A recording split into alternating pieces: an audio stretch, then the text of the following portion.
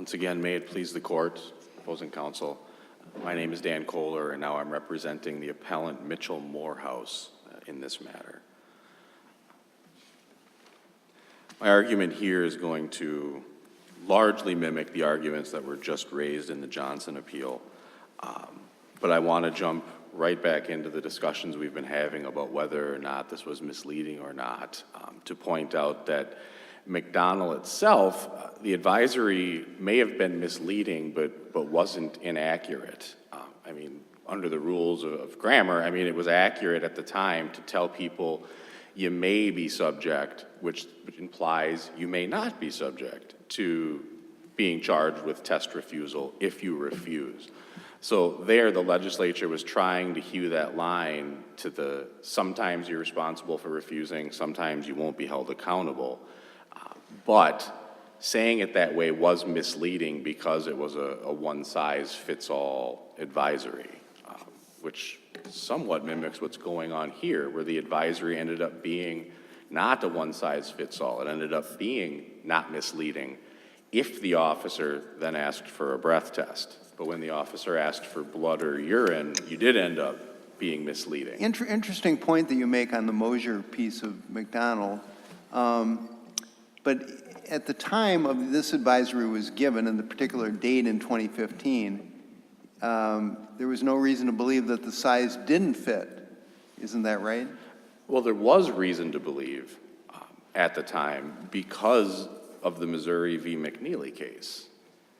I mean, for the first time in 2013, the U.S. Supreme Court said single-factor exigency will not allow you to execute warrantless searches in blood cases. I mean, it was a narrow holding in some respects, but it was very broad in the respect that it now called into question, are our test refusal laws actually constitutional?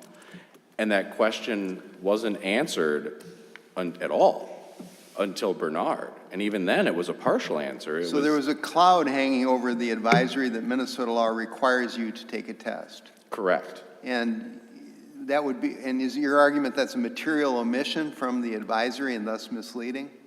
It is right now, because... Well, it is right now, but back then, was it a material omission for the officer not to say, hey, there's this case called McNeely. We're not really sure what all it means and whether it affects the implied consent law. They said something about the implied consent law, but on the other hand, I mean, is that what the officer should have done to be not misleading? Well, the officer was very limited in what he could and could not do because... Is that what the legislature should have done?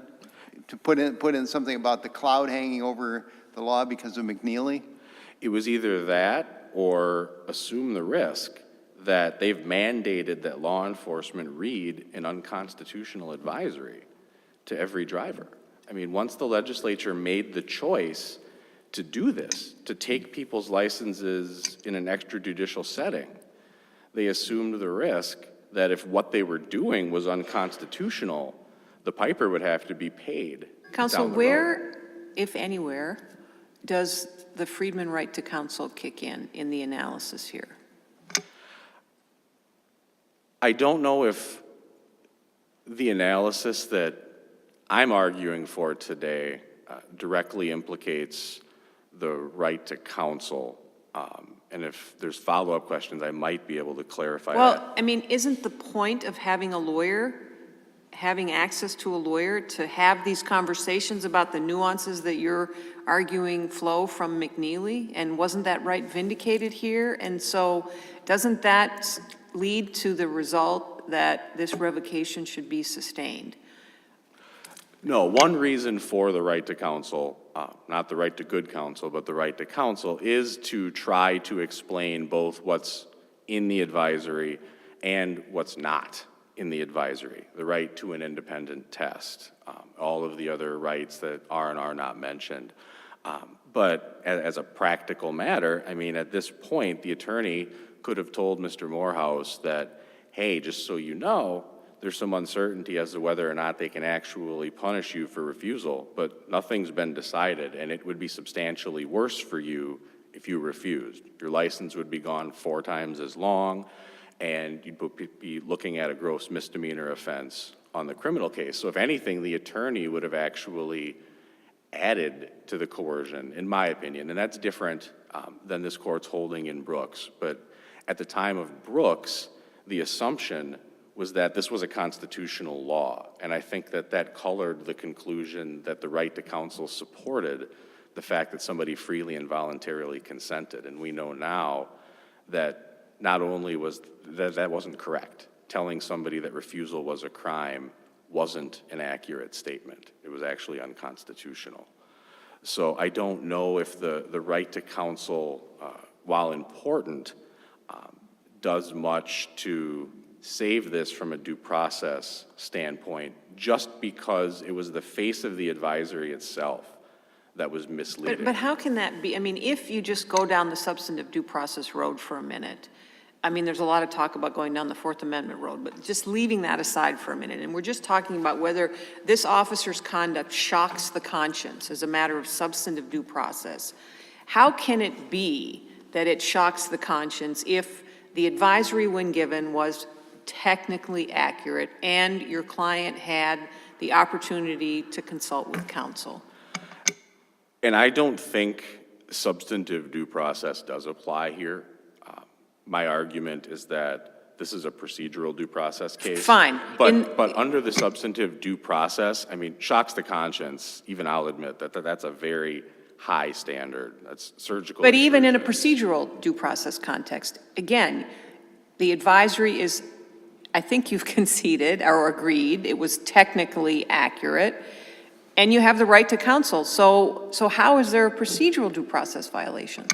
Well, and if I did concede, I'm going to withdraw that concession that it was technically accurate at the time, again, because of the impact of Missouri v. McNeely. It was, at best, it was an open question as to whether you could continue to threaten people with refusal, continue to tell them Minnesota law requires you to submit to this test. But counsel, how can that be when you've already admitted that what the lawyer would have told the individual who was arrested is consistent with what the advisory reads? Yes, there would have been additional information, but that advice would have been consistent. So how can you not, I'm not able to follow your argument.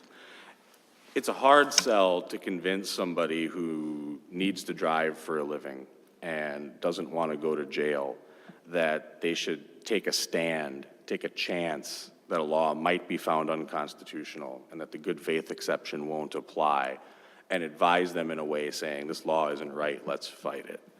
Usually when you're advising somebody during the advisory process, it's to give them just enough information to make their own decision, understanding that if you tell them to give them the state of the law at the time. Correct, because that's all we can do. I'd like to take a little different tack here, and because I'm wondering if it even matters. And that, as I understand it, in McDonald there was a specific finding that the subject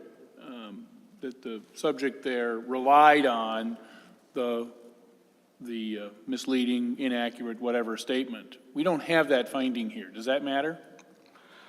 I don't think it does, because I do sincerely think that this would be the opportunity, and I think the court should take that opportunity to emphasize that when it comes to the advisory itself, it's no different than the Miranda warning. I mean, at a minimum, the advisory needs to be stating the truth, stating it accurately, and stating it constitutionally. I mean, if you're going to have omissions in the advisory. But that's what made McDonald, that's what makes McDonald so interesting in a way, because there the district court says this was in fact, I don't want to mix negligence terms, but we'll just call it the cause for the conduct of the petitioner. Here, we don't have that link, and I wonder if that isn't pretty material.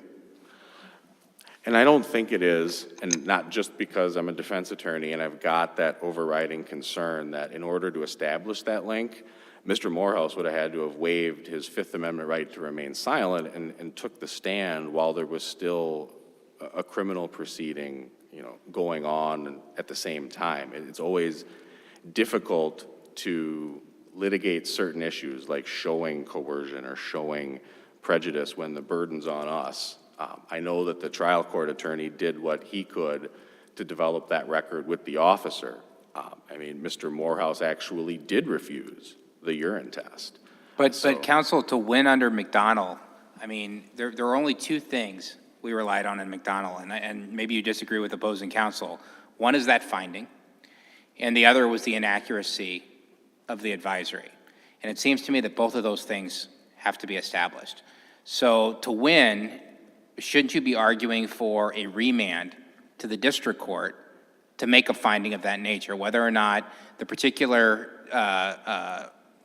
driver in this case would have consented in the absence of an inaccurate advisory? Or is that just irrelevant in your view? Fourth on my list of requests today is a remand to determine if this was prejudicial on a due process ground. But I would prefer it if the court would just emphasize that it is a per se due process violation when you do have an advisory that's got an unconstitutional component to it, which would render, I mean, it would be akin to what I'm also going to be asking for is the court finding that this was effectively per se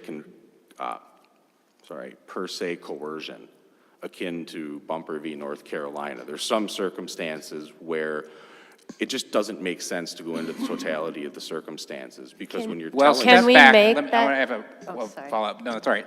Well, step back just for a moment, because I want to understand how these two cases are different, which is, if you lose the first case, what makes the second case different? Why could you still win the second case, even if you lose the first case? And the second case being the... Well, if you lose the first case, you were counsel in the first case. Johnson. Okay, Johnson. I didn't know if... Okay. Yeah, sorry about that. Why can you still win the second case where they refuse consent? What's different about the two cases? I'm trying to just differentiate them in my mind, because you're making a per se argument. And under your per se argument, you win under both, which is why I'm understanding why you're making the argument. But is there something different about this case where you can still win in this case but lose in Johnson? So if the court, I hate even saying this out loud, but if the court were to go in Johnson and say it's absolutely fine to revoke somebody's driver's license, ding them, have an enhanceable element there, that doesn't violate due process or the Fourth Amendment. Also, the advisory wasn't deficient enough. We're going to uphold Johnson's revocation. In this case, Morehouse still has the argument pending that he was coerced, and the district court didn't take into account the effect of the advisory being the way it was, saying something that wasn't true. It's sort of Brooks Part 2, except this time we can't rely on the advisory because it was wrong. And the court needs to decide what's the consequence of telling somebody they're required by law to do something, and then trying to parse out, did they still consent after you told them they had to? So in your view, what's different in this case versus Brooks is not only is it coercive, which was the argument made in Brooks, but it was inaccurate. So it was wrong and coercive. And the combination of those two distinguishes this case from Brooks. We've talked about how to distinguish it from McDonnell, but that would be how you would distinguish it from Brooks. That's correct. And that's why in that context, I would equate this more to the Bumper v. North Carolina, where under some circumstances, I mean, it just doesn't make sense to undergo the totality of the circumstances in every single case when you're doing something like telling them, you have to do this, you have no choice. Well, I mean, how do you parse out anything but coercion out of that? Or when the Miranda warning itself is deficient and they fail to But doesn't the tell United States somebody. Supreme Court, in remanding Balin, tell the North Dakota court they're supposed to assess the totality of the circumstances? They did. And this isn't my own original thought, but I think it is a little telling that it was remanded to the North Dakota Supreme Court, not to the district court, the fact-finding court. Instead, it was sent back to the Supreme Court that was looking at it de novo, and from what Mr. If you're right, that it's a per se, what did you call it, unconstitutionally coercive, then the United States Supreme Court should have simply reversed in Balin. There would have been no reason to remand for a totality of the circumstances analysis. And I don't know if that was argued to the Supreme Court in Balin. I do know, because Mr. Magnuson just told me, that the North Dakota Supreme Court basically assumed it was coercive. And all the parties said, yep, we'll assume it's coercive, let's brief good faith. So if that's the way it ended up, it seemed like everybody was thinking, yeah, this is per se coercion, there might be an exception or a way around that. And those were in the footnote in Bayland, the two exceptions the U.S. Supreme Court offered up to North Dakota was, well, it's an administrative hearing, Fourth Amendment doesn't always apply in those. Or maybe you've got a good faith situation.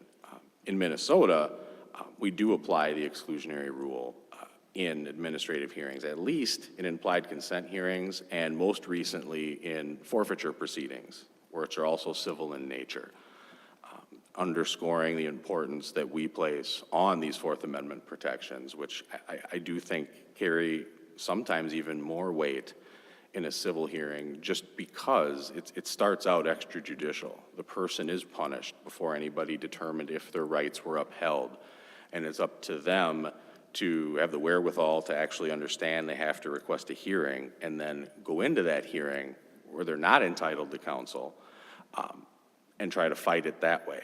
So the cards are really stacked against the public in these civil types of proceedings, which, and I sound like a broken record, but emphasizes the fact that it's of the utmost importance that these advisories up front are getting the law right. And it's unfortunate that the legislature rolled the dice and didn't consider changes to the advisory post-McNeely, but that's what happened. Counsel, you've withdrawn your concession that the advisory was technically accurate. Let me figure out what would have made it technically accurate. It said Minnesota law requires you to take a test to determine. What if it had said Minnesota statute requires you to take a test to determine? Would that be technically accurate? And again, post-McNeely, I don't think so. I don't think telling people that they were required by law, whether it's statute or using the phrase required by law, was accurate, because they weren't required by law. For blood and for urine tests, they had the right to demand a warrant. It was almost as though the advisory was saying, we've got a per se exception to take your blood instead of you're required by law to submit to the test. And then they said, we're either going to take it by force or we're going to let you agree to it. Which one do you want? Is there any claim in either of the two cases that your clients were deprived of the right to counsel? No. No, both of them. Mr. Morehouse actually spoke with an attorney. Mr. Johnson tried. I don't recall exactly how long he took, but given that it's a reasonable period of time, I know that he was given enough time to try to make that effort. 1 hour and 4 minutes, apparently. Yeah, it'd be a hard sell that was not sufficient time. And that's how it happens sometimes, is that those lazy defense attorneys don't pick up the phone, and the Johnsons of the world are left a little bit in the lurch. But I am asking for a per se finding, first on due process grounds, but second on Fourth Amendment grounds, finding that this was coercion as a matter of law. There is no need for a further remand in this case. Then Fourth Amendment issue, unlike the previous case that we discussed, the Johnson case, it's actually been raised throughout the Fourth Amendment, or at least raised to the Court of Appeals, and it's raised to us. I notice that there is more of an emphasis placed on the Fourth Amendment. Is my understanding correct? Yes, this was raised from the beginning. A lot of the testimony at the district court dealt with the circumstances surrounding the requests for tests, the ultimate blood draw, both for and against the coercive environment that was taking place at that time. And if this court's not willing to say that, yes, in these circumstances, that's coercion as a matter of law, how could you say somebody freely and voluntarily agreed to submit to a test when they actually refused one of them and were told by law enforcement, you're required to do this? I don't know how that could be distinguished from the fact pattern in Bumper. But if the court's not willing to go that far, I would ask for the court to allow the remand to the district court to take into account the fact that the advisory was saying unconstitutional things to Mr. Morehouse. And in that context, I don't think that the good faith exception would apply to this Fourth Amendment challenge. I think that there was no binding appellate precedent on point that could tell the court that the refusal law was constitutional. But that's also, frankly, another reason why I would like this court to simply use this as an opportunity to reinforce what was said in McDonald. Because as of today, Minnesota doesn't have a good faith exception for due process challenges. And obviously, I don't like the good faith exception. When individuals have their rights violated, I like to know that they've got a remedy.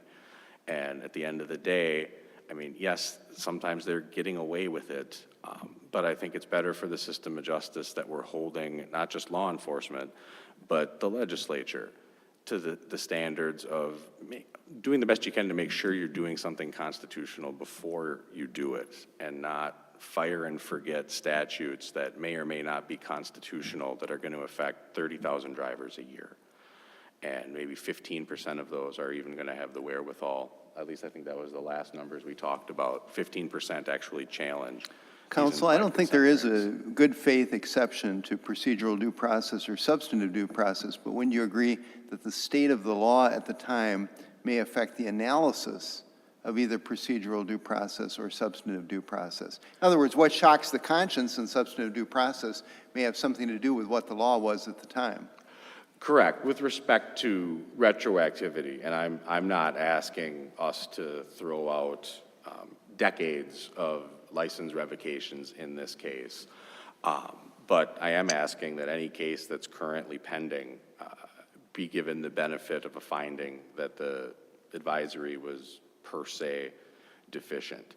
And it has to do with the fact that this was a substantive crime that was found unconstitutional, and how this court deals striking down substantive crimes versus, watershed procedural rules versus purely procedural violations. Like, the most egregious of those is when it is a substantive crime was found unconstitutional, and that's what we have here. That's what I think, and that's the basis why I'm saying this wasn't accurate at the time. Not only because McNeely was foreshadowing it and leaving the law uncertain, but because when this law was struck down, it was a substantive crime that was found unconstitutional. That's very egregious. And that's the type of thing that this court should consider as though never should have been said, was never accurate at any point. Counsel, remind me of the chronology here. I know that opposing counsel in his brief, both briefs actually starts out with the chronology. This involves the refusal to take a blood test. At what point in time did the district court make its decision? Did the district court make its decision post-Birchfield but pre-Thompson and Trahan? I'm just trying to figure out exactly what the district court judge knew at the time he made his decision on coercion. Yeah, the district court's ruling was December 17th, so that would have been post the Court of Appeals decision in Trahan, which dealt with the blood refusal law. I believe that might have been just post-Thompson as well, but would have been pre-Birchfield. Pre-Birchfield. Okay, and we did not have, and those were, and both Thompson and Trahan at the Court of Appeals were substantive due process cases. They were not Fourth Amendment cases. Is that right? Correct. The reason why I'm asking is I'm going to ask opposing counsel. I'm just trying to figure out what the district court had the benefit of here, whether the district court actually, whether we can say that the district court applied the correct legal standard or not, given the state of the law at the time the district court made its decision. And maybe you could address that. Yeah, I do not, I don't know why I'm not just saying I'm confident, but I'm fairly confident that Birchfield did not come into play. You're correct. Birchfield was handed down in 2016. Okay. So, but the logic, and I won't sit up here and read the whole district court order, my recollection is that the district court's logic covered a couple different grounds. One of them was just saying that driving on the roads is consent to submit to testing. and some other grounds that have never been adopted by the court, which leads me to believe that they weren't considering the fact that the advisory itself could have been misleading or inaccurate, especially given the repeated citations to Brooks, which did assume an accurate advisory. Thank you, counsel. You have 10 minutes for rebuttal. Mr. Magnuson.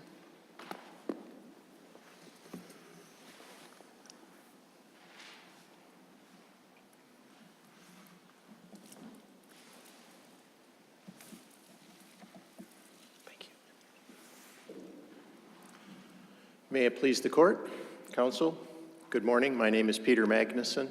I'm an assistant attorney general, and I represent the respondent commissioner of public safety. Before I get into my argument, if I could just a couple of housekeeping. The district court's decision in this case was issued on December 17th of 2015. The Thompson decision was released on December 28th of 2015. The Bayland decision. Our Thompson decision or the Court of Appeals? The Court of Appeals. Okay, Thompson that's decision. helpful. Thank you. Yeah.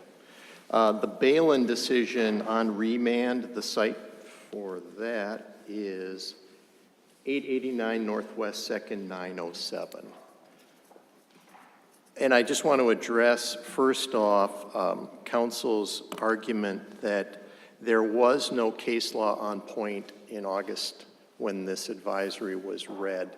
I think, obviously, this court's decision in State v. Brooks had been released and was specifically on point. The 3 consolidated cases in Brooks dealt with 2 urine tests and a blood. Neither of those cases involved a warrant, and this case upheld those. The problem I'm having with that, and it gets back to the conversation I was having with opposing counsel, is yes, Brooks was out there, but at the time of Brooks, nobody had held that blood and urine, were unconstitutional. That you couldn't do that without a warrant, and so you didn't have the inaccuracy piece. And so, does that change your view at all? I mean, yeah, we had Brooks, but Brooks didn't have all the information at the time. Well, that's correct, but I think it's different between saying that, well, we've got a statute on the books, it's never been construed, and an officer is relying on this statute. The implied consent advisory and the whole DWI implied consent process has been routinely upheld by this court going back to the 1980s, and Brooks just reaffirmed a long line of cases. So I think it's different, and it's a stronger case for the officer that not only is this case or is this statute on the books, but it has been upheld. Well, and why is it? I guess my question really is why isn't the correct disposition in this case a remand? I mean, the fact of the matter is even this district judge, at the time he decided she decided the consent issue, had no idea that what was going to transpire, and may not have applied the correct legal standard. So why isn't a remand the appropriate, just so we can make sure that she applies the correct legal standard? Well, in this case, given the good faith exception, I don't think there's a need to remand. I think this court can look at the facts and look at the state of the law at the time the officer read the advisory and reach the legal conclusion that the good faith exception to the exclusionary rule applies here as a matter of law, which would mean sustain the license revocation. If we don't apply the good faith exception, why not remand? Well, I think, again, on the facts, I don't think the facts are going to change materially here. Again, McDonald, the linchpin of that decision is the driver in McDonald. There was evidence. She specifically agreed to take the test because of the threat of the license, or the threat of the refusal. We don't have that evidence here. So the reliance that somehow I was coerced into doing something, we don't have that evidence, and I don't know that it's going to be Well, developed. that's true, but then why not? I mean, I guess you're feeding my argument for remand. Why not remand it? Say, apply what they said in Bayland, totality of the circumstances, apply the Fourth Amendment, and in McDonald, we specifically pointed out this particular finding and evaluate whether or not this particular driver would have taken the test in the absence of a misleading advisory. I mean, I'm trying to make sure that the district court here made the correct decision. And this case is on direct appeal, so this particular driver gets the benefit of any subsequent changes in the law. And so I guess my point is if all the information is there, why not remand? Well, that's what the Court of Appeals did. The Court of Appeals remanded it to the district court to make those determinations, similar to what the United States Supreme Court did. Well, in but the Baylor. Court of Appeals decision, in fact, I was going to ask you about that, because that issue is not on appeal here. I want to confirm that. But as I understand it, what the Court of Appeals did is they have remanded this case, as was done in Bayland, but there's no discussion in the Court of Appeals' opinion about remanding it to give the defendant, the petitioner, an additional opportunity to produce additional evidence that was not produced the first time relative to reliance issues. Am I right or wrong about that? I believe you're correct on that. I thought that the Court of Appeals actually said to the district court that it would have the discretion to reopen. Am I confusing my cases? Off the top of my head, I'm not certain about that.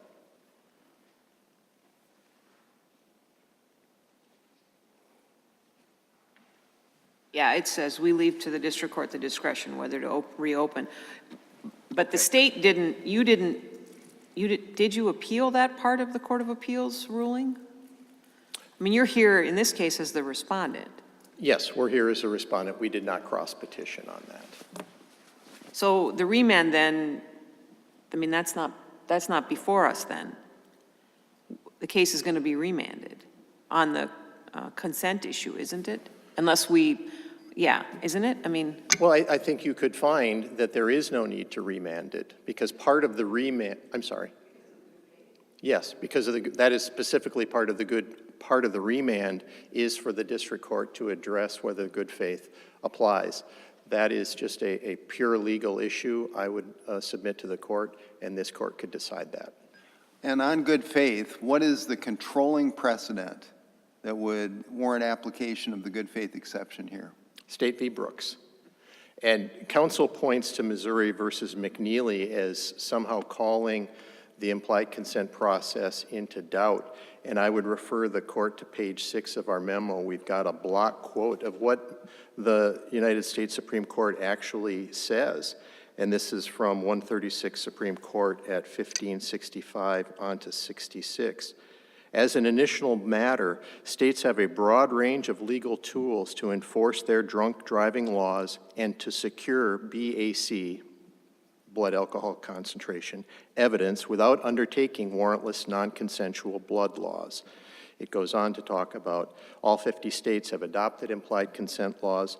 And then, again, picking up the quote, such laws impose significant consequences when a motorist withdraws consent. Typically, the motorist's driver's license is immediately suspended or revoked, and most states allow the motorist's refusal to take a test to be used as evidence against them in a subsequent criminal prosecution. That was a plurality part of the decision, right? Yes, but I don't think you can read Missouri versus McNeely as somehow calling implied consent laws into doubt. Counsel, and then your Brooks argument is interesting, but on the good faith exception, what are the implications of subsequent changes in the law, if any? I guess there wouldn't be, right, under the good faith exception. But then secondly, what do we do with the fact-intensive nature of the Brooks decision itself? I mean, even Brooks recognized that I think, as I recall, the defendant's lawyer in that case was sitting in the back seat of the car and gave him legal advice. I mean, it was a very strange case, but we said, under the specific facts of that case, we think that consent was valid under the totality of the circumstances. What do we do with that? I did not catch the early part of your second question. Just the fact that it was just unique circumstances, that it was consent's always fact-intensive, and there it was particularly fact-intensive because of the nature of the very unusual facts in that case. I mean, does that play into whether or not whether or not the good faith exception would apply based on Brooks? Well, Brooks is 3 consolidated cases. They weren't each unique. And this court looked at, as there have been discussions, one of the factors and one of the big distinguishing factors between Brooks and McDonald is that the driver had the right to counsel. And I'm not certain about this. I don't know that it's in the McDonald decision itself, but the advisory in place at the time not only advised drivers, it didn't say anything about right to counsel. It specifically told them that they did not have the right to contact an attorney. Well, counsel, until I after think it's testing. dangerous for you to be arguing Brooks as binding precedent that would control the good faith exception in this matter. As I remember Brooks, Justice Strauss is exactly right. There were 3 cases, there were 3 different cases. The rule of law that we announced in that case was consent is determined by the totality of the circumstances, which is necessarily an individual case inquiry.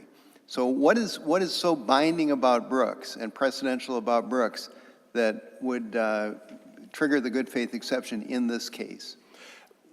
What it's precedential for is that an officer in August of 2015 could, as part of the advisory, read the advisory and request a test without the need to have a warrant in place.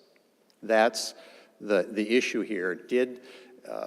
Was there something improper because it was a warrantless fluid test? At the point in time in August of 2015 when the advisory was read pursuant to Brooks, there was no warrant requirement, so the request was legal. That's the basis for it. Yes, I agree with you 100%. Brooks applies the totality of the circumstances, and that should go forward. But on the ultimate issue of whether it was misleading, if the cop somehow should have had a warrant, there was no case law that would have. And you're not advocating a good faith exception to a substantive due process or procedural due process claim, are you? Well, I don't know about that, but I don't know that on a substantive, I don't know how you'd get to that point in the first place, because I don't think there's any claim that the officer did anything wrong. Let's say I'd analogize it to a Section 1983 action, which commonly arises with a claim of a substantive due process violation. Let's say you rule in. You're not advocating the creation of a new exception, good faith exception for substantive and procedural due process claims, are you? No, but I don't think Okay, you even. that's all I wanted to clarify. Yeah, I don't think it comes up because you wouldn't go back in time and find that the officer did something that shocked the conscience. There was a question about what, if anything, does the Freedman right to counsel have to do here? As Brooks discusses, it fits into the totality of the circumstances, and it weighs in support of a finding that the consent was voluntary. And with respect to the argument that this is a procedural due process case, the linchpins of procedural due process are notice and an opportunity to be heard. So I guess the argument would be that somehow they weren't advised. I'm not sure what the lack of notice was there, because at the time, again, based on Brooks, there was no warrant requirement. There was no obligation for the officer to do anything other than read the advisory. I think the answer to it is, to the extent I understand, and certainly opposing counsel can correct me if I'm wrong, but I think the argument is the notice was inadequate.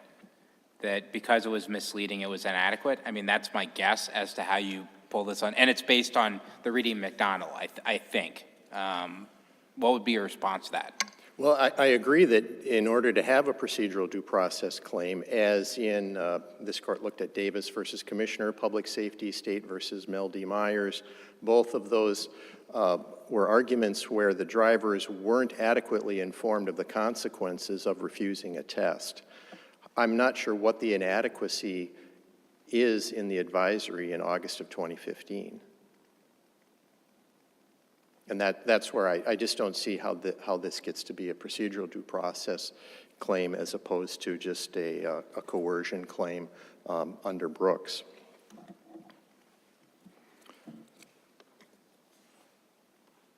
I think if you look at the circumstances, yes, just affirm the Court of Appeals with respect to the remand, but I think the court can also look at this and make the legal determination, the strict legal conclusion that the good faith exception to the warrant exclusion the good faith exception to the exclusionary rule applies here as a matter of law, and in that case, there would not need to be a remand. If there are any other questions, I'd be happy to entertain them. Otherwise, Thank you, counsel. thank you. Mr. Koewler, you have 10 minutes.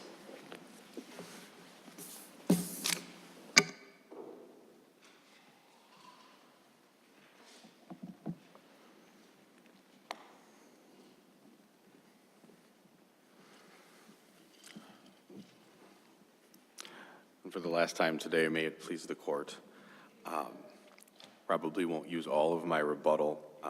Mackey versus Moitram, which I never pronounced correctly, was a 5-4 decision as to whether or not the state could even have an implied consent scheme, if they could revoke licenses ahead of time or not.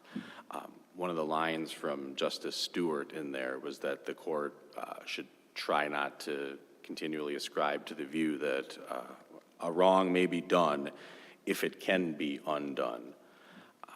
The fear was that if we're improperly revoking licenses, if we're improperly violating constitutional rights, it's going to pick up a big head of steam before anything gets fixed. And that's my big concern in both this case and in the Johnson case. DWI arrests are on the decline. I'm not sure if that has anything to do with what we're doing as a justice system versus just education, people socially finally getting that it's not a good idea to drive drunk. But I think that the whole crime is going to go away because of technology. We'll have driverless cars here within the next 15, 20 years, and we are going to have volumes of due process and Fourth Amendment jurisprudence that is going to be absolutely meaningless because this crime will no longer really exist.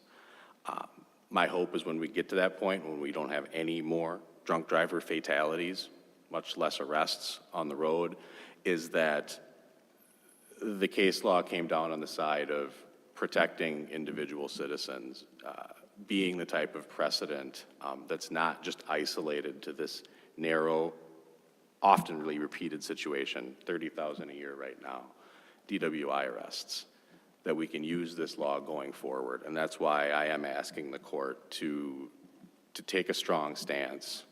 McDonald was a strong case, decided the same day as another very strong case in Friedman, to reemphasize that strength and say whenever, whether it's in the DWI context or not, but whenever you're doing a pre-hearing property deprivation with criminal consequences, that advisory at a bare minimum needs to be accurate. And if some part of it is found to be unconstitutional down the road, well, then it was inaccurate. And you lose the benefit of all of those extrajudicial seizures and takings. In the alternative, I'm asking this court to say that when law enforcement tells somebody who's in custody that they're required by law to submit to a warrantless search, when that's a constitutional lie, that's per se coercion. That's a step too far. There's no need to go into the totality of the circumstances. Counsel, did you use the term lie, constitutional lie? Playing back in my mind, I did. And I'll stand by that. That's not technically accurate, is it? And again, it depends on how you're looking at how we treat substantive statutes that are struck down as unconstitutional. But I'll stand by that. It was a constitutional lie. But you're not saying the officers who delivered the advisories were lying? No, the officer was doing his job. He was required to read what was given to him by the legislature in this context. So yeah, I don't want to give the impression that I was calling the officer that arrested Morehouse or Johnson a liar. And you're not contending that the legislature, when it enacted that particular advisory, was promoting a lie? Probably not. Okay. But so it was the lie. The use of the term lie was a little bit of a flourish. That's the right word, I think. But when you're telling somebody they don't have the right to do something, I think it's incumbent on the state to make sure that they actually don't have the right to do that thing. If you pass a statute that says law enforcement need to tell people you don't have the right to protest this, I mean, the law is not a lie at the time until the court strikes it down, But at the same time, I guess I would call that a constitutional lie.